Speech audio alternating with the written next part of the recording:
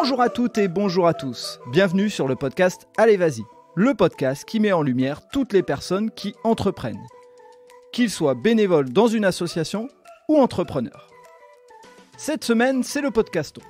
Le Podcaston, c'est une initiative librement inspirée du Téléthon pour mettre en avant les associations et récolter des dons. Et avec le podcast Allez Vas-y, on est de la partie. C'est pour ça que l'on vous propose des épisodes inédits pour mettre en avant des associations.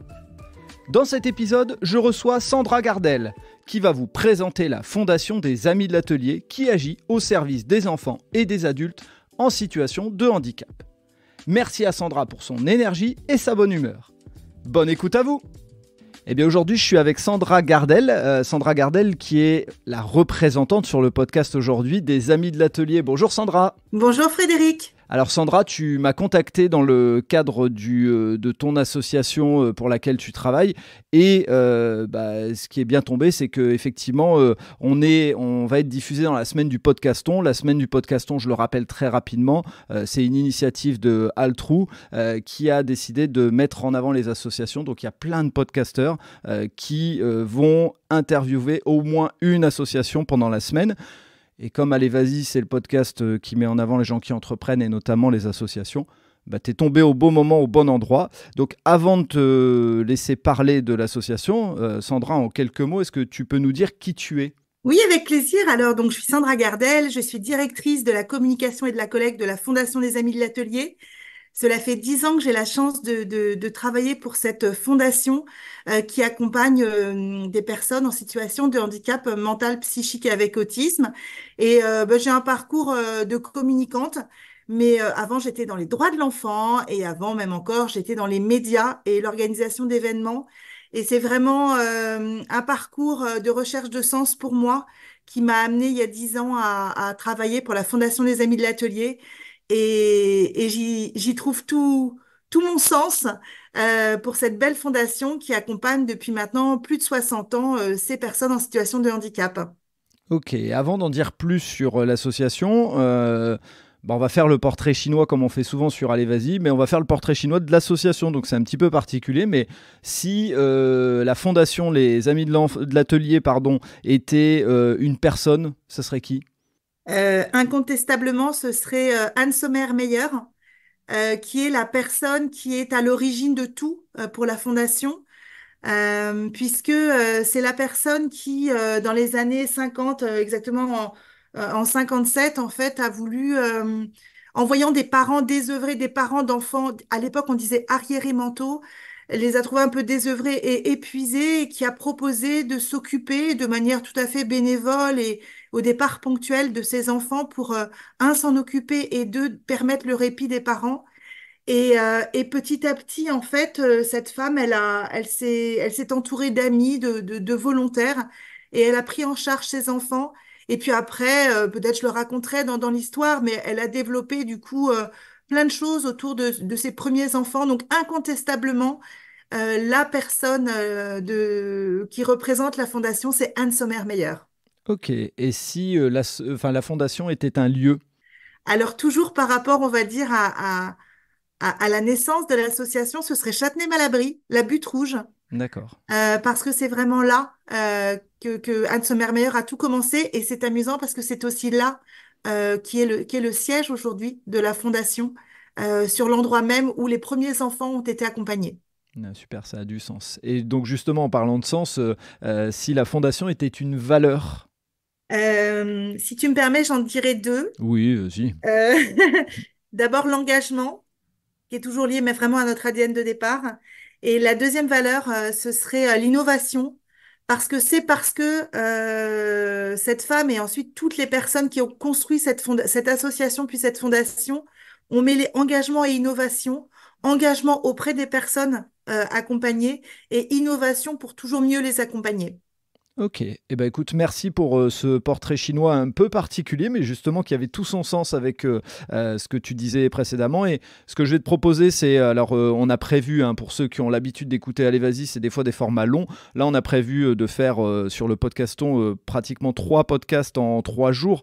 Donc l'idée, c'est de faire un format plus court, mais dans lequel on va aller à l'essentiel et on va rentrer très rapidement dans ce qu'est la fondation. Et avant de rentrer dans ce qu'est la fondation, est-ce que tu peux nous en parler un tout petit peu plus sur la partie histoire, puisqu'on vient de l'aborder un peu, mais c'est intéressant de redonner quelques grandes lignes, si on peut dire. Oui, des grandes lignes et des grandes étapes. Donc, Anne Sommermeyer, en 57, commence à s'occuper d'enfants en situation de handicap mental. Et puis, petit à petit, une famille, deux familles, trois familles, quatre familles viennent à elle. Et puis, un enfant, c'est déjà bruyant. Un enfant avec une situation de handicap l'est parfois un peu plus. Et en fait, elle s'en occupe chez elle avec des volontaires. Et puis, rapidement, c'est trop petit, c'est trop bruyant. Et elle se tourne vers la communauté protestante de Châtenay-Malabry pour avoir un local et on lui prête une cabane sur un terrain à la butte rouge. Quand je dis cabane, je vous invite à aller voir sur notre site internet. C'était vraiment une cabane qu'elle nomme la Nichée.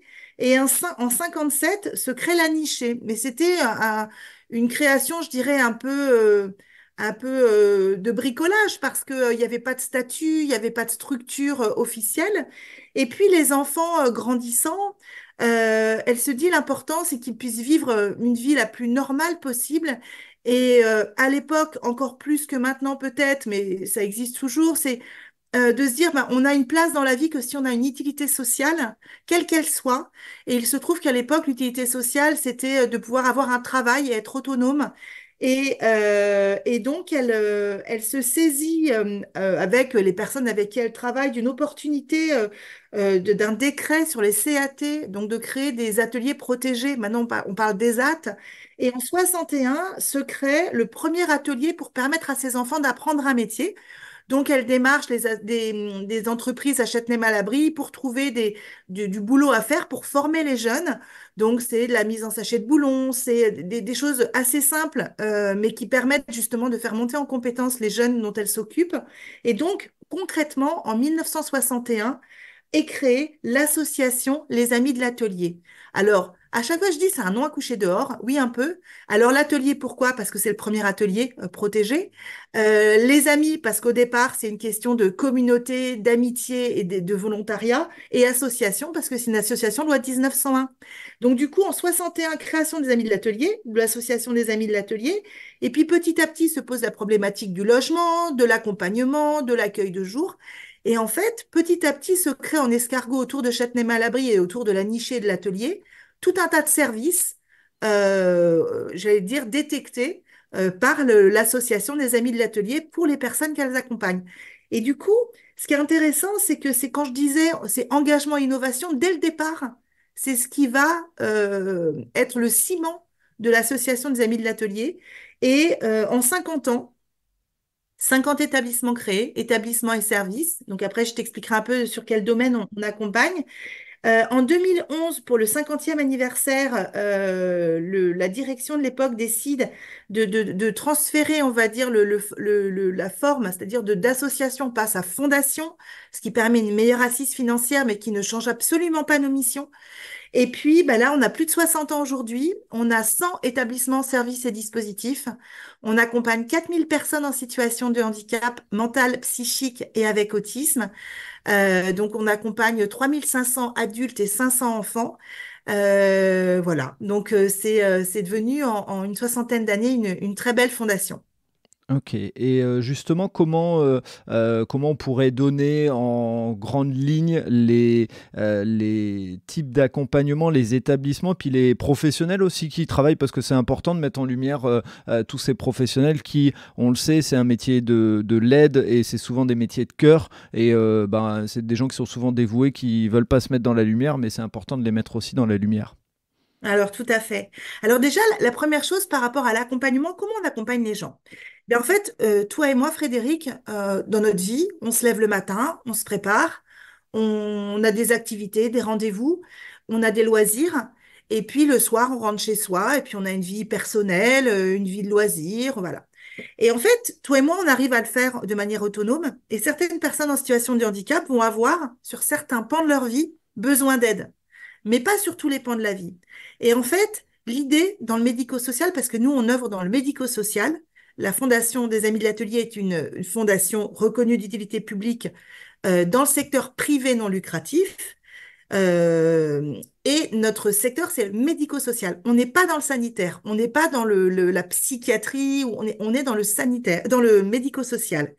Et en fait, notre mission, c'est d'accompagner toutes ces personnes sur les champs sur lesquels elles ont besoin d'aide. Donc, ça peut être sur l'aspect logement, ça peut être sur la vie sociale et citoyenne, ça peut être au niveau du travail, ça peut être au niveau de l'occupation en journée, sur des accueils de jour. Ça peut être sur l'occupation au niveau des loisirs. Donc, en fonction du besoin de chaque personne, nous sommes là pour accompagner et les personnes viennent vers nous avec une orientation, ce qu'on appelle une orientation MDPH, Maison départementale des personnes, pour les personnes handicapées, ce qui est l'ancienne Cotorep. Oui. Ça parle peut-être plus à tout le monde. Donc, en gros, il y a un guichet unique au niveau des départements. Une personne qui est en situation de handicap, quel que soit son handicap, va, on va dire, présenter ses besoins auprès de la MDPH qui va traduire ses besoins et pouvoir les faire leur permettre de s'orienter vers le médico-social. Ok. Et donc tout ça, c'est encadré par du personnel. Et est-ce que on peut mettre un petit peu en lumière, parce que c'est vrai que souvent on les oublie, mais ils ont un rôle essentiel dans la fondation et dans la société en général, parce que on oublie que quand on a un enfant qui naît avec un handicap, la crainte pour les parents, c'est et demain, quand moi je serai plus là, comment ça se passe? Et c'est aussi une partie de votre rôle, c'est de rassurer un petit peu sur ça, sur dire il y a des structures qui permettent d'eux et elles sont vivantes, entre guillemets, grâce aux professionnels. Tout à fait. Et tu sais, oui, tout à fait. En fait, nous, à la Fondation, on a 2300 salariés. Mhm. 2300 salariés répartis, on va dire, en, en quatre grandes familles. On a 54% de notre personnel qui est éducatif et soignant. Donc, c'est vraiment terrain. Déjà, par rapport à la répartition, comment on s'organise à la Fondation? On a un siège à Châtenay-Malabry, donc sur l'endroit même de la création de l'histoire. On est une centaine de personnes et ce sont les fonctions support. Mhm. Donc, on a une direction de la qualité, une direction financière, une direction de la communication, une direction des ressources humaines, une direction comptable, etc. Et puis après, on a 100 établissements, services et dispositifs, majoritairement en Île-de-France et un peu en Haute-Vienne. Et là, c'est vraiment une organisation avec un directeur de pôle, un directeur d'établissement, des chefs de service, des coordinateurs, des infirmiers, des médecins, des aides-soignants, des moniteurs éducateurs en fonction de l'accompagnement. Donc, en gros, sur tout ce personnel, on a 54%, c'est du personnel éducatif et soignant. Ensuite, sur 24%, c'est du personnel médical et paramédical. Parmi ces personnels, c'est des médecins psychiatres, des kinés, des psychomotriciens, des infirmières, etc. Ensuite, on a tout ce qui est personnel administratif et technique, parce que ça fait partie Mhm. des choses qui sont importantes également dans l'établissement. Et après, tu as tout ce qui est personnel d'encadrement, directeur, chef de service, etc. Donc, toutes ces personnes-là, il faut pas oublier, parce qu'on en a beaucoup parlé dans le sanitaire, mais pendant le Covid, pendant toute cette période où chacun était chez soi, nous, on a continué à accompagner des gens. Pourquoi? Bah parce qu'il faut pas oublier que nous, les gens qu'on accompagne, par exemple, dans certains de nos foyers ou maisons d'accueil spécialisées, bah, ils sont chez eux, en fait. Donc, nous, on était chez nous, mais eux, il fallait qu'ils soient chez eux. Et nos professionnels ont continué à les accompagner malgré tout. Sachant qu'à l'époque, je vous rappelle, on n'avait pas de masque, on n'était pas équipés, etc. Donc, il y a vraiment eu un investissement. Et je pense que autant je pense que de manière générale, le personnel n'a pas été assez mis en valeur dans tous ces métiers-là. Peut-être un peu plus dans le sanitaire.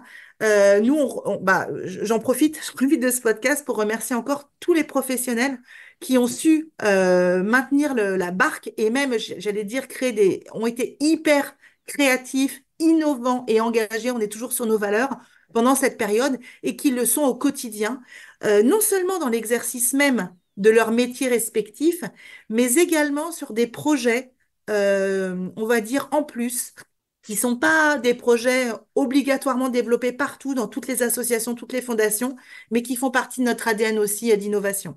Et justement, on va en parler des projets, mais juste avant, une question, si je suis jeune et que je ne sais pas ce que je veux faire, etc., est-ce que vous recrutez? C'est des métiers dans lesquels il y a des besoins? Alors, c'est des métiers dans lesquels il y a énormément de besoins. Merci d'en parler. Actuellement, on a pas loin de 15% de nos postes qui sont vacants. Ok. parce que c'est des métiers dont on parle pas assez. Mhm. Et nous, on veut en parler. Nous, on veut montrer. Alors, il faut pas hésiter à aller voir sur notre chaîne YouTube, donc Fondation des Amis de l'Atelier. On a des profils métiers, des petites vidéos qu'on a tournées pour expliquer ce que c'est, par exemple, d'être moniteur chez nous, de ce que c'est que d'être infirmier chez nous. Et c'est des métiers particuliers qui sont pas du tout les mêmes que dans le sanitaire ou dans d'autres secteurs. Et ça vaut le coup de, venez de vous renseigner, venez regarder. Sur notre site internet où l'ensemble de nos annonces de recrutement sont spécifiées. Et puis venez nous rencontrer. Voilà. Et puis je pense que déjà, ne serait-ce que en s'intéressant, en regardant notre site internet et notre chaîne YouTube, où on a énormément de vidéos sur la vie de nos établissements, ça vous permettra à tous de déjà mieux nous connaître et peut-être d'avoir envie de nous rejoindre. Bon, bah, super, je mettrai les liens dans les notes du podcast. Et on parlait de projets de la Fondation. Est-ce que tu peux nous en citer un ou deux qu'on pourrait mettre en avant si tu en as sous la main, entre guillemets? Oui, alors en fait, on a plein de types de projets. C'est un peu les projets en plus de notre accompagnement standard. Et c'est des projets au départ, si tu veux, qui ont été déclinés à partir de notre projet stratégique de la Fondation. On a un projet qui court jusqu'en 2025, là, et après on en aura un autre. Et il y avait en fait, on avait différents axes pour toujours mieux accompagner. Donc, on avait un axe sur, par exemple, l'utilité sociale et le développement de la citoyenneté et de l'autodétermination. On a un axe sur soutenir la formation numérique. On a un axe sur soutenir la mobilité des personnes. Donc, par exemple, on a d'autres axes, hein, la pérédance, les aidants familiaux, plein d'axes. Mais tu vois, sur les premiers que j'ai cités, j'ai envie de te parler de deux choses. D'abord, la citoyenneté et Mhm. l'utilité sociale.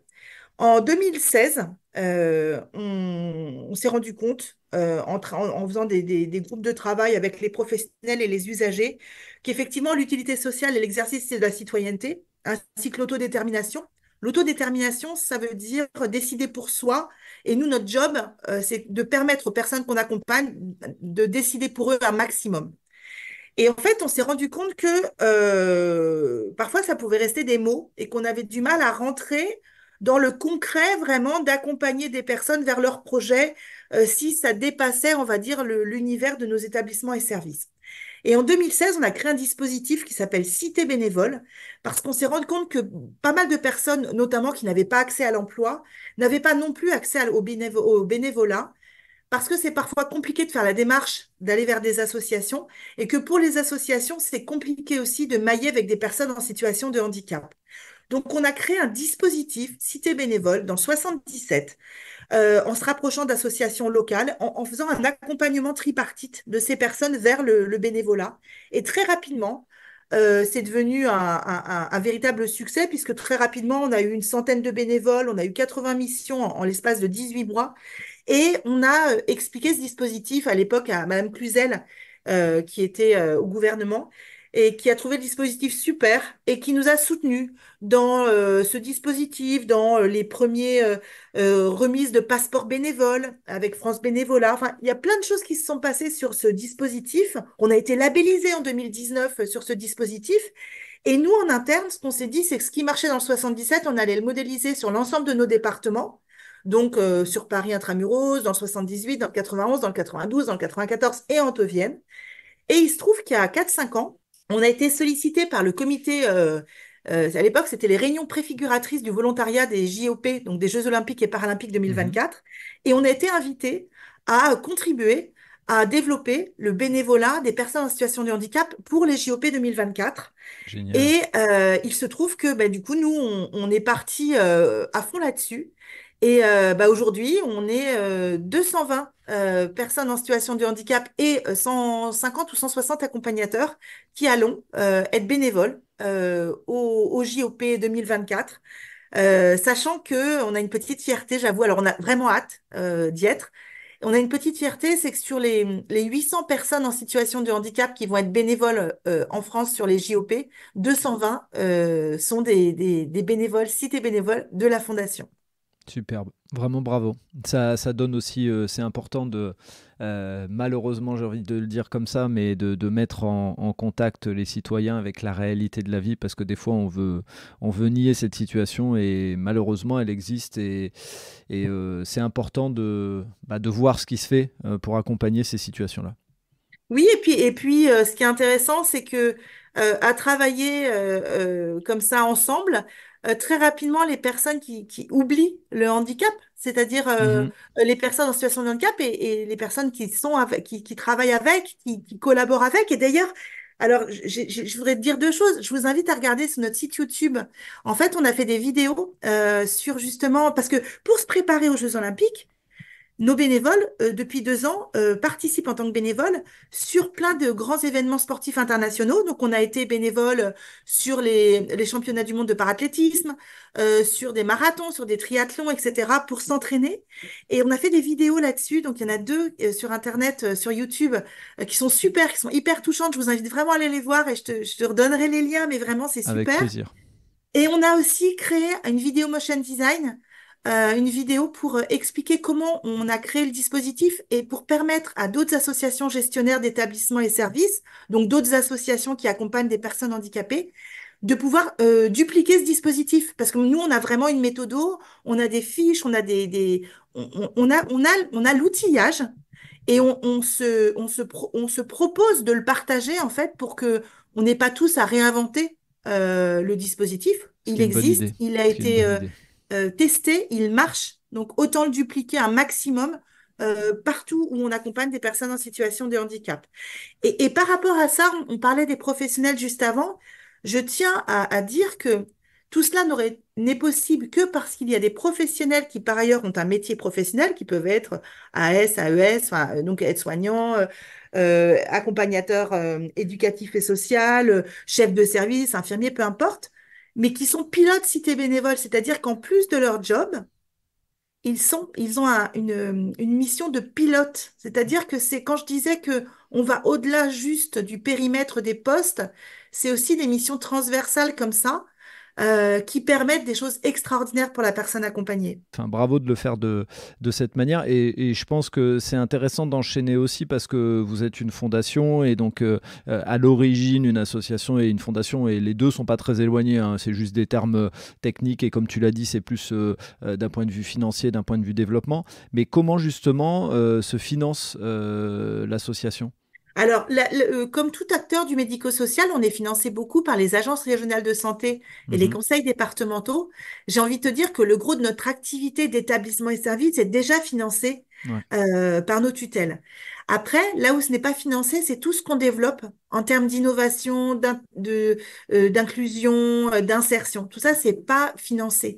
Donc, tout, par exemple, le dispositif Cité bénévole, au départ, on l'a fait sans vraiment des financements. Ça a été plutôt du temps homme.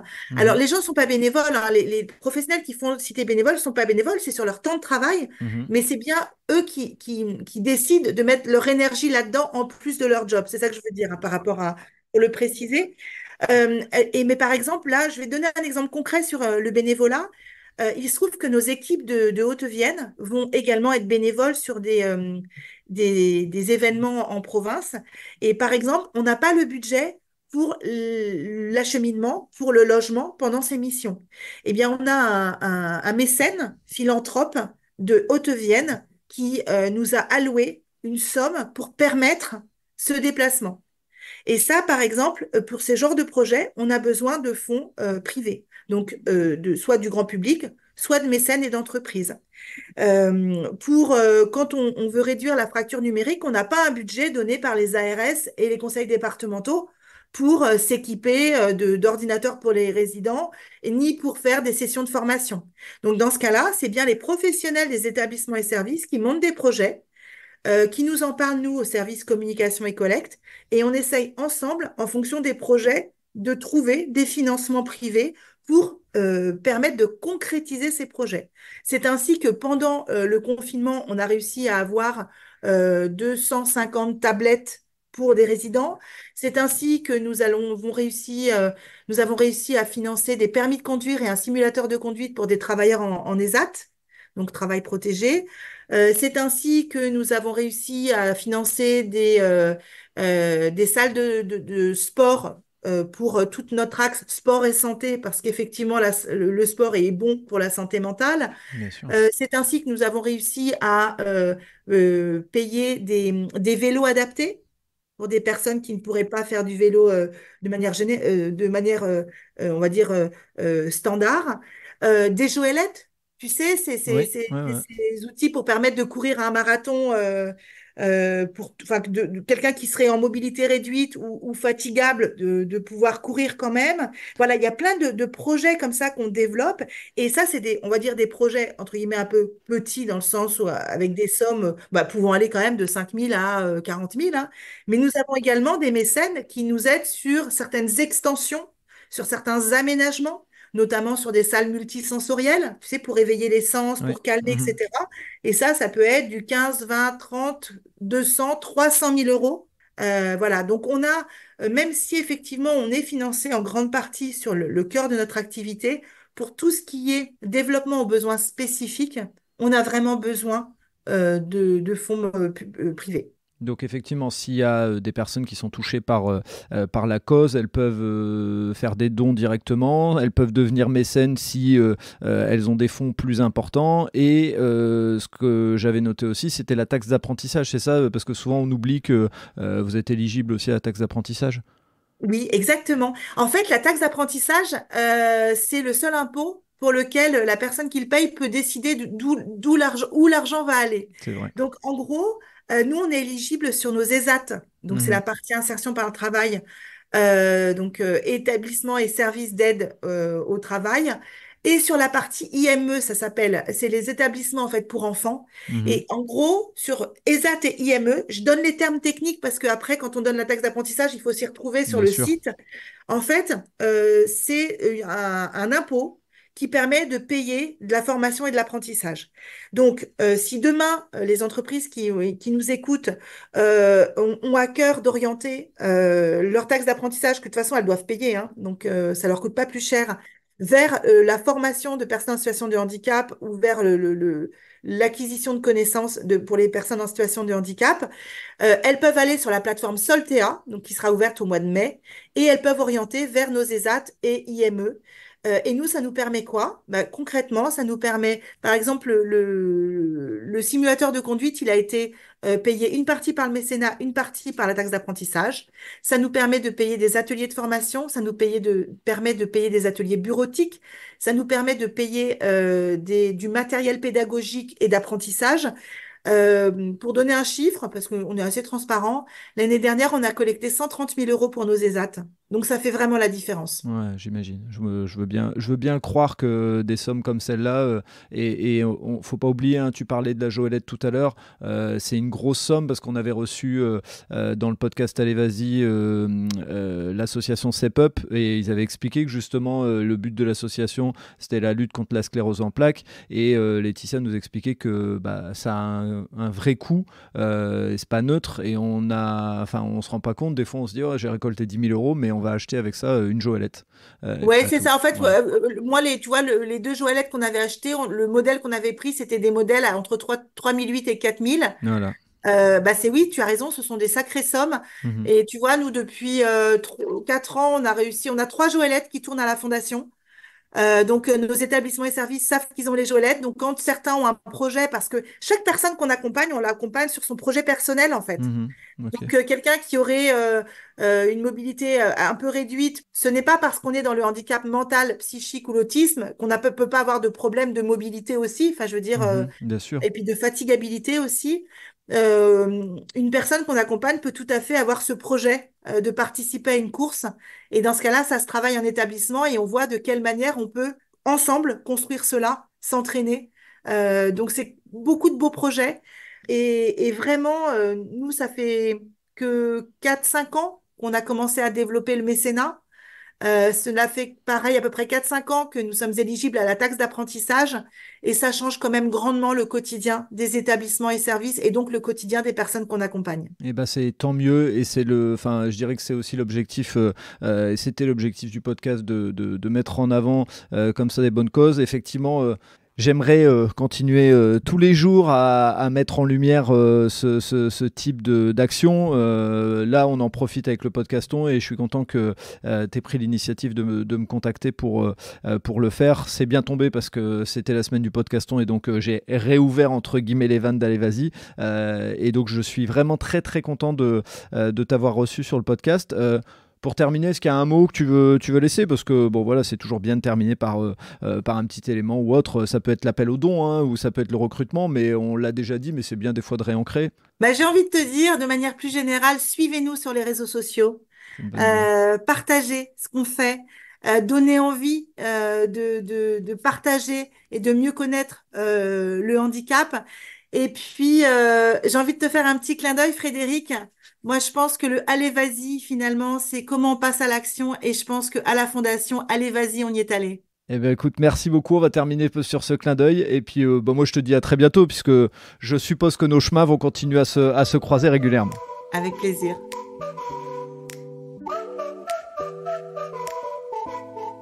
Vous avez aimé cet épisode? Alors rendez-vous dans les notes du podcast pour savoir comment suivre l'association et comment l'aider.